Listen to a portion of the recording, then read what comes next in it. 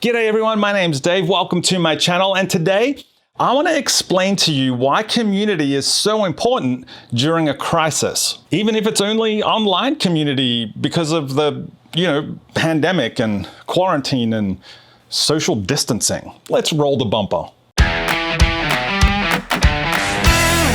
Well, if this is your first time here, I want to welcome you to my channel. This is the place where I do short devotional videos designed to help you get the most out of your faith. So make sure you subscribe and then hit that little bell icon so that you get notified whenever I post a new video. I've actually been in quarantine lockdown since mid-March. That is 4 months of isolation. See, my wife and I traveled to Thailand at the end of February to visit our eldest daughter, and when we landed back in the States, we were automatically put into 14 days of quarantine. So I've been locked up for a long time, and whenever I think of that, I always consider that it could have been a lot worse. I mean, I try to think about what it must have been like for the Israelites who were stranded in the desert for 40 years. Can you imagine that? Imagine being stranded and isolated for 40 years. I mean, I am struggling here at home after 4 months, and I've got Amazon and Wi-Fi and Netflix and a popcorn machine.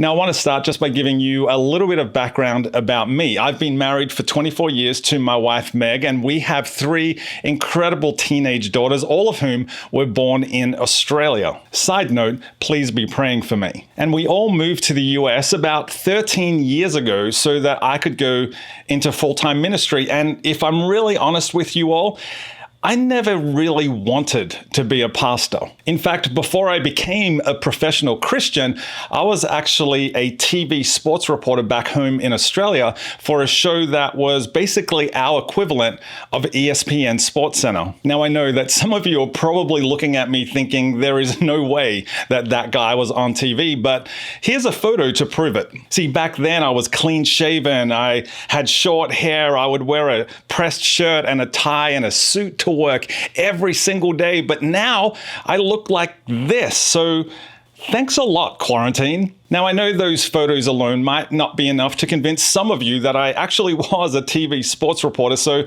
here's a couple of clips from my days reporting on TV. Yeah, that's right, Brad. Football has lost another one of its good guys, with Bulldog champion Luke Darcy deciding this season will be his last. Like a lot of pro golfers, Stuart Appleby lives a jet-set lifestyle surrounded by fame and fortune. Well, Bill, I can tell you that yesterday afternoon, Paul Murdoch still harboured hopes of becoming the first Aussie to win a light heavyweight title. Whether you were looking for thrills or spills, Melbourne Park was the place to be this afternoon. Appleby's dedication to junior golf is so strong, he was happy to fly 30 minutes mid-tournament to support the program's feature event. It may not be mainstream, but with 14,000 fans and 125 grand up for grabs, there's no denying skateboarding's popularity. Well, you were dead-eye dick in front of goals. I think you kicked every one, and we came second in that competition, but you helped us along nicely.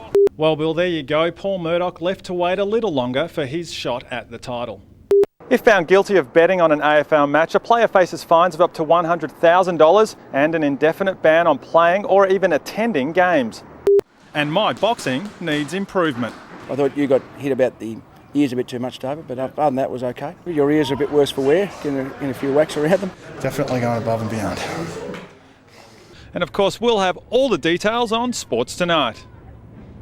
Now, back then, I worked as part of the TV sports team, but really, we were a group of individuals. You see, TV sports reporting is a very competitive business. Everyone is out to promote themselves and build their own career, and they've all got their own agenda, and everyone is just trying to get ahead of the person in front of them. So while we were all working on a team and working together to try to get a TV show out every single night, in reality, we were all individuals and we were actually all competitors. But when I got into full-time ministry, I learned that in the church, everyone does work as a team. We all stick together because it's not enough just to get the job done. you have to get it done together. You have to lean on the people around you. And that's because when we all support each other and we lean on each other, collectively, we are much stronger and we're able to achieve so much more. And I'm reminded of this fact every time I get the chance to travel to the Holy Land. You see, there's this really well-known site right in the middle of Jerusalem that, for me, is a constant reminder of how important it is for Christians to not only stick together, but to lean on each other as well. Now, I don't know how many of you watching this has ever been to the Holy Land, but if you have been, I would love for you to get in the comments right now and just let me know, what was your favorite place to visit? Was it the Sea of Galilee? Was it the Mount of Olives? Was it the Garden of Gethsemane or Jerusalem? Tell me where your favorite place to go was. And if you've never been to the Holy Land, tell me where you would most like to visit. Would you most like to go to Jerusalem or the Judean wilderness? Go ahead and just write it in the comment right now. This is the Western Wall in Jerusalem.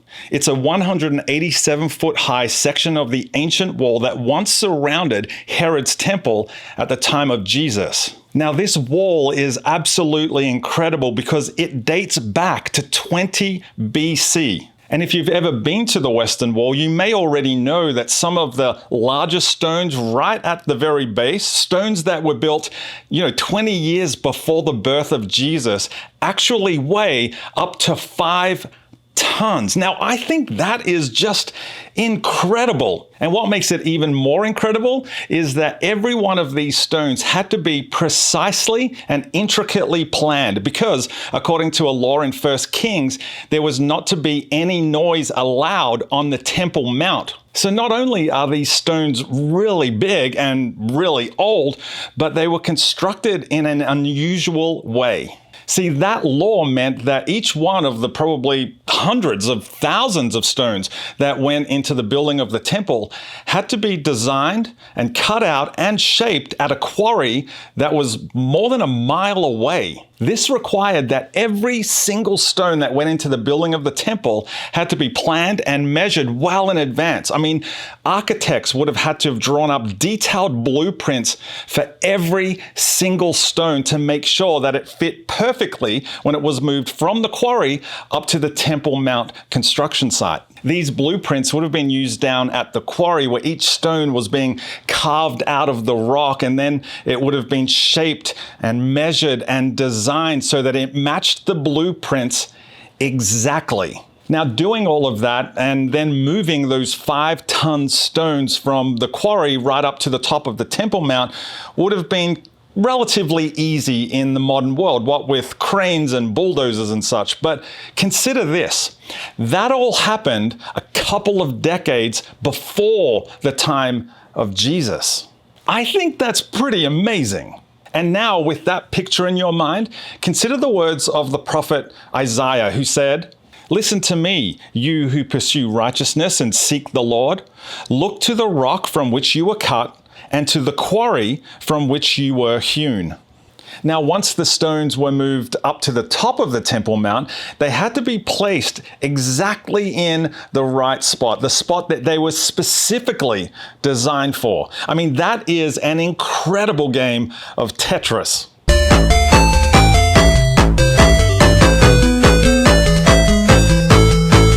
Now, I think that is an amazing picture of how each one of us has been intricately designed and made by the master architect for a specific purpose and a specific place. See, you fit perfectly in the place that God has designed specifically for you. Now, I know some of you may be thinking that the place God designed specifically for you is not particularly glamorous. You're more of a behind the scenes guy, and maybe a lot of what you do goes unnoticed by a lot of people. But here's the interesting thing.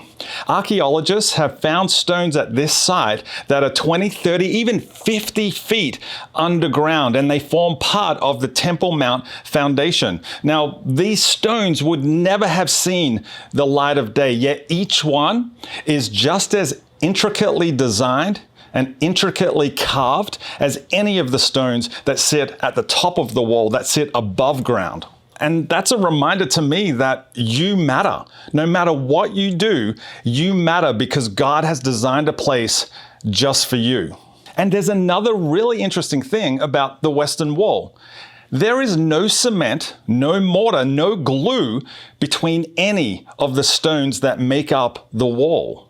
See, this wall stands strong because the weight of each stone leans perfectly on the stones that are around it. Now, I want you to think about that for just a second. This wall has stood strong for more than 2,000 years, only because each stone leans on the other ones around it. Now, I think that's interesting because Peter, who was one of Jesus's first disciples, he said that everyone who follows Jesus is a living stone who is being built into God's holy temple. In one of his letters that he wrote to a group of Christians who were being persecuted, he said this, "And you are living stones that God is building into his spiritual temple." And see, I believe that just like the Western Wall, each one of us has been perfectly designed and positioned with a purpose by God in his new spiritual temple. And we will stand strongest when we lean on and support one another. So how do we do that? How do we stand strong? How do we lean on each other and support each other? Well, I think that happens when we pray for each other. In fact, I think it's pretty interesting that the only thing between any of the stones in the Western Wall are little pieces of paper with prayers on them that have been written by millions and millions of people over the centuries. You see, every single day, thousands of believers come to the Western Wall with these tiny little pieces of paper that they've written prayers on, and they roll them up and they place them in between the stones. I know I have placed many pieces of paper into the wall. On them were written prayers for my family, prayers for my wife and our marriage, prayers for my daughters, prayers for their future, prayers for my future. And that is how we lean on each other, support each other, and stay strong, by surrounding ourselves with people who will pray with us and for us. I really love the way Pastor Craig Rochelle from Life Church puts this idea. He says, "You can never be who God called you to be outside the strength of a biblical community." See, if you want to stand strong, if you want to be a strong husband, a strong father, a strong brother, or a strong uncle, then you need to surround yourself with people you can lean on and who will support you with prayer. And that's really all I wanted to encourage you guys with, that you will stand strongest and you will last the test of time as long as you surround yourself with people you can lean on, people who will support you, and people who will pray with you and for you. Well, I hope this video was helpful for you. If it was, make sure you give me a thumbs up. Share this video and comment on it if you liked it. Subscribe to my channel if you haven't done so already. And make sure you follow me on Instagram and Twitter at AussieDave. I will see you next time.